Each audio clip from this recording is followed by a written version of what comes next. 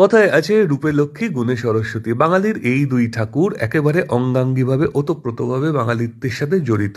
আর বাঙালির একটা ডেজিগনেটেড প্রেমের দিন হলো সরস্বতী পুজো। তখন ছিল, এখন আমি ঠিক জানি না। এখন মানুষ অনেক ক্যালকুলেশন করে চলে, তাই না? কিন্তু তখন এসব ক্যালকুলেশন করতে বাঙালি জানতো না। বাঙালি জানতো নিখাত প্রেম করতে। তখন না স্কুলে স্কুলে সরস্বতী পুজো হতো, আর ছাত্ররা যেত ছাত্রীদের স্কুলে নেমন্তন্ন করতে, ছাত্রীরা আসতো ছাত্রদের স্কুলে।